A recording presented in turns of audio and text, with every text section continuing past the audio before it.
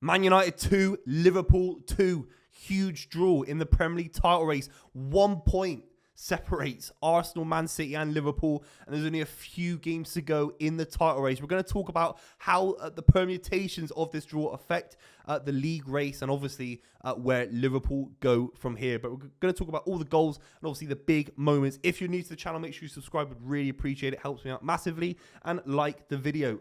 Let's be completely real. No one expected a 2-2 draw. Most people expected a Liverpool comfortable win.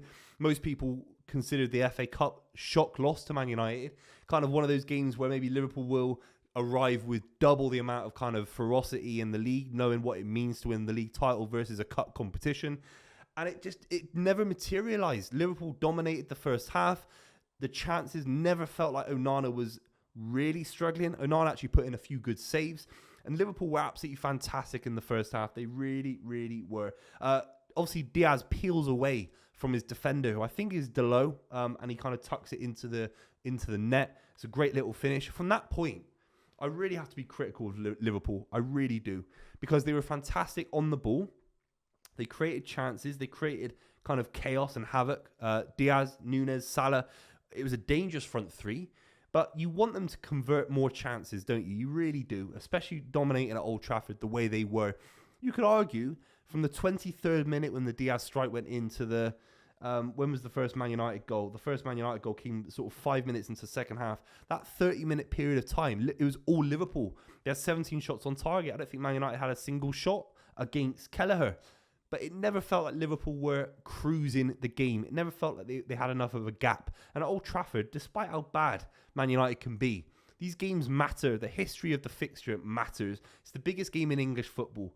It doesn't matter how bad you are, whether it's Man United or Liverpool, there's always energy, there's always excitement in this game, and there's always opportunities. It really does matter, in my opinion, the weight of the fixture.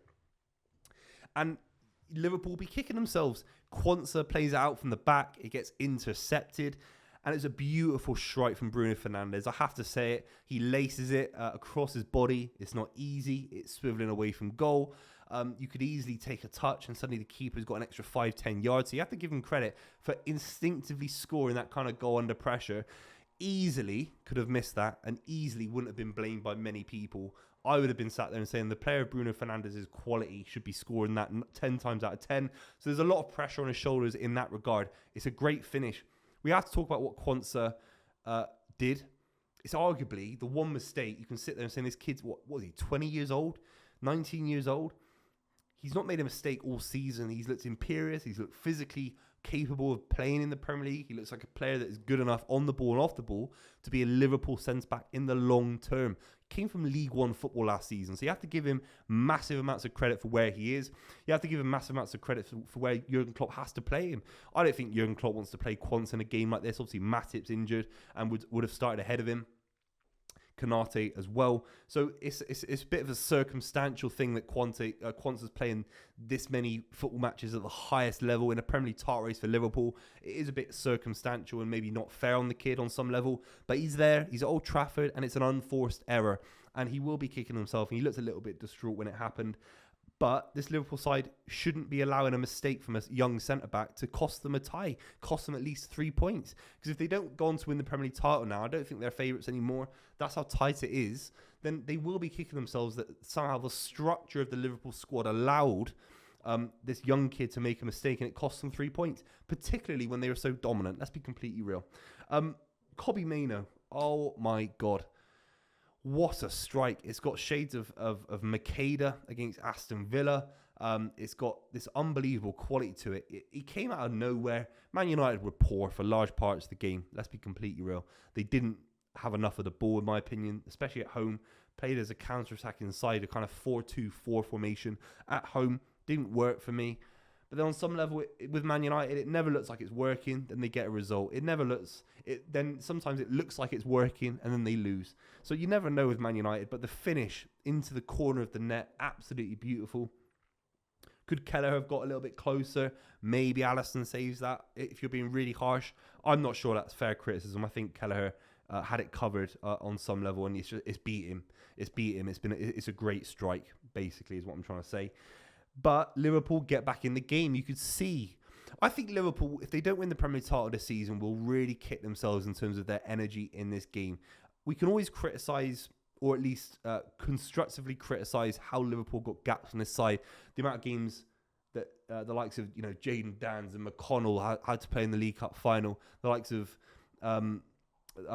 Conor Bradley, the amount of football matches he's playing as a young kid. I said about Quansah similarly as well. I think we can question the amount of reliance needed from Liverpool and young kids as a strategic failure from FSG. Maybe the squad's just too thin at the moment to compete. But what I don't think we can fairly criticise is a Jurgen Klopp side being 1-0 up at Old Trafford and only realising they need to have intensity to their game until they're 2-1 down. And that could be a fatigue issue. Again, if you're a Liverpool fan, let me know in the comments down below. But it could be a fatigue issue. It could be something related to, again, how thin the squad is, how many football matches these guys have played. Of course, the Europa League brings additional fixtures compared to other competitions. It's hard. It's not the same quality of the Champions League, but it's arduous. It's hard. So maybe this Liverpool side are just gassed out. They're living on adrenaline. I think they've got the best motive out of the three sides to win the Premier League. Obviously, all three sides want to win it. All three sides are fairly competing to do so.